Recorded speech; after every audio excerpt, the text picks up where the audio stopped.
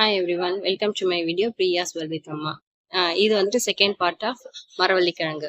மரவள்ளிக்கிழங்குல தோசை செய்யணும் அப்படின்னு சொல்லிட்டு ப்ரீவியஸ் வீடியோலேயே சொல்லியிருந்தேன் இல்லையா? ஸோ இப்போ அதுக்கான இன்க்ரீடியன்ஸ்லாம் என்னன்றதை பார்த்துடலாம். அந்த வீடியோலேயே நான் வந்துட்டு மரவள்ளிக்கிழங்க குட்டி குட்டி பீசஸாக கட் பண்ணி வச்சுருந்தேன். அது வந்துட்டு எனக்கு ஒரு 2 கப் அளவுக்கு வந்திருக்கு.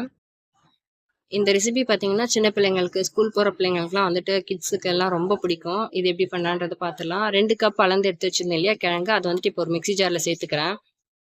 இது கூட இனிப்புக்கு பார்த்தீங்கன்னா 1/2 கப் அளவுக்கு நாட்டு சர்க்கரை, 1/2 கப் அளவுக்கு பொடி பண்ண வெல்லம் சேர்த்துருக்கேன். டோட்டலா 2 கப் அளவுக்கு கிழங்குக்கு 1 கப் அளவுக்கு ஸ்வீட் சேர்த்துருக்கேன். அப்புறம் 1/2 கப் அளவுக்கு ரவை சேர்த்துருக்கேன். இது கூட 1/4 கப் அளவுக்கு பச்சரிசி மாவு. இது கூட வந்துட்டு பார்த்தீங்கன்னா ஆப்ப சோடா மாவு சேர்த்துருக்கேன், பேக்கிங் சோடா. அது வந்துட்டு ஒரு 1/2 டீஸ்பூன் அளவுக்கு சேர்த்துருக்கேன். சால்ட் வந்துட்டு ஒரு 1/4 டீஸ்பூன் அளவுக்கு சேர்த்துருக்கேன். சால்ட் போடும்போது நம்மளுடைய ஸ்வீட்னஸ் வந்துட்டு இதை என்ஹான்ஸ் பண்ணி கொடுக்கும்.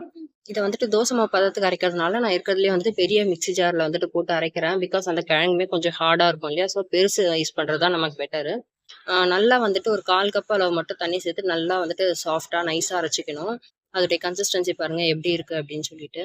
இதை வந்துட்டு ஒரு 1/4 மணி நேரம் ஊற விட்டுட்டோம்னா கொஞ்சம் இதை விட கொஞ்சம் திக்காய் வந்துடும். பிகாஸ் அரிசி மாவு சேர்த்துருக்கோம் இல்லையா? இப்போ வந்துட்டு கல் வந்துட்டு நான் தோசைக்கல் வச்சிருக்கேன். அது வந்துட்டு ஒரு மீடியம் ஹீட்டில் மட்டும் ஹீட் ஆனால் போதும், ரொம்ப ஹீட் ஆகக்கூடாது. குடிச்சிரும் டக்குன்னு. நாட்டு சர்க்கரையும் வெல்லமும் சேர்த்துக்கிறதுனால டக்குன்னு குடிச்சிரும். அதனால ஸ்டவ் மீடியம் ஃப்ளேம்ல வச்சுட்டு தோசை மாதிரி ரொம்ப மெலிசாவா இருக்கக்கூடாது, கொஞ்சம் கனமா இந்த கல் தோசை மாதிரி நம்ம வந்துட்டு அந்த மாதிரி பதத்துல ஊத்திட்டு கொஞ்சமா வந்துட்டு எண்ணெய் விட்டு ஒரு 2-3 நிமிஷம் வந்துட்டு வேக விட்டாலே போதும். ஆனா வந்துட்டு தோசை மாதிரி சட்டுன்னு அது வந்துட்டு திருப்ப வராது. கொஞ்சம் வந்துட்டு நம்ம சுத்தி வர எல்லா பக்கமும் எடுத்து விட்டுட்டு அதுக்கப்புறம் திருப்பினோம்னா ஈஸியா திருப்பிடலாம். இதோட டேஸ்ட் வந்து பாத்தீங்கன்னா அல்டிமேட்டா இருந்தது. இந்த தோசை ஊற்றிட்டு கொஞ்சம் பக்கத்துலேயே நின்று ஒரு 2 நிமிஷத்துலேயே எடுத்துடணும். பிகாஸ் இதில் நாட்டு சக்கரை வெல்லம் சேர்த்துக்கிறதுனால டக்குன்னு வந்துட்டு தீஞ்சா மாதிரி ஆகிடும், பிடிச்சிரும் தோசைக்கல்லில்.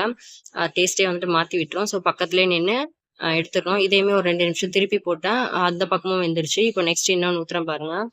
நான் ஃபஸ்ட்டே சொன்ன மாதிரி தான், ரொம்ப வந்துட்டு மெல்லிசாக வார்க்காமல் இந்த மாதிரி வந்துட்டு கல் தோசை மாதிரி வார்த்துட்டு எண்ணெய் தான் இல்லை, நெய் கூட ஊற்றிக்கலாம்.